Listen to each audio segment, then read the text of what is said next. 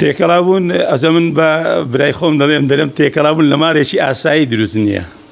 تێکەڵاوبوون لە ماڵێکی ئێستا ماڵی من ماڵی جەنابەت میوانمان دێ ئافرەت لە ڕووی شەریعەتی ئیسلام دەچێت لای ئافرەتان دادەنیشن پیا و لای پیاوان دەڵێن ئەگەر لە ماڵێکی ئاسایی ئەو حاڵەتە وابێ ئەی چۆن دەکرێت لە یادی زاتێکی مبارەکی وەکو پێغەمبەر صلی الله علیه وسلم تێکەڵاوبوون بکرێ. ینی ئەوە کەسێکە هەر بۆ خۆمان ئەو پرسیارەی بۆ هەڵدەدەینەوە و با بۆ خۆی وەڵامداتەوە.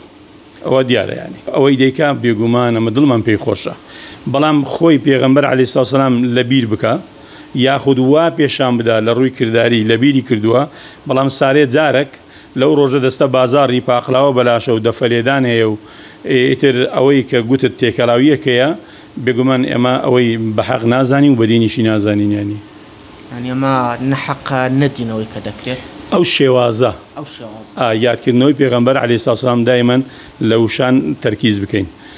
گومانم لەوەی نییە ئەوانەی دەیکەن یان ئەوانەی نایکەن ئەوانە خۆشویستنی پێغەمبەر کۆیان دەکاتەوە صلی الله علیه وسلم.